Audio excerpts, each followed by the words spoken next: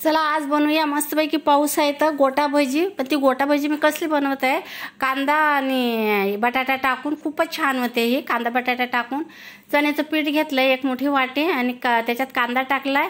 कांदा टाकून हिरवी मिरची चेचून टाकली, लसूण टाकलाय, जिरं ओवा टाकून आणि छान मिक्स करून घ्यायचं सुकच। आणि थोडीशी कस्तुरी मेथी टाकली आहे, चवीप्रमाणे मीठ टाकले, थोडीशी हळद टाकलेली आहे, जिरं टाकलंय आणि हे पुन्हा मिक्स करून घ्यायचं। बटाटे पण टाकलेत, नाही टाकायचे आहेत बटाटे अजून। पीठ मळून थोडं थोडं पाणी टाकून जास्त आपल्याला सैल नाही करून घ्यायचं आहे आणि छान हातानेच आपण मळून घ्यायचं, म्हणजे भजी छान फुगते पण आणि मऊ होते।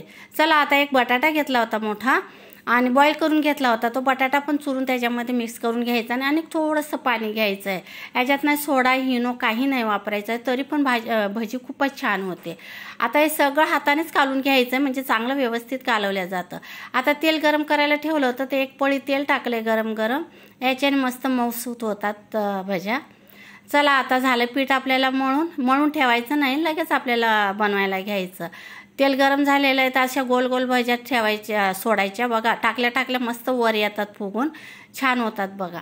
एकदा पावसाचा आनंद घ्या, तुम्ही पण बनवा आणि सबस्क्राईब करा। हे बघा झाल्यात मस्तपैकी, खूपच छान झालेला आहे। आणि त्याच्यात काय जास्त मसाले बिसाले नाही टाकलेत मी, तुम्हाला पाहिजे असलं तर टाका, जरा हिरवी मिरची जास्त घ्या। आमचे लहान लहान मुलं त्याच्यासाठी मी काय जास्त हिरवी मिरची घेतली नाही, पण तुम्ही हिरवी मिरची टाका।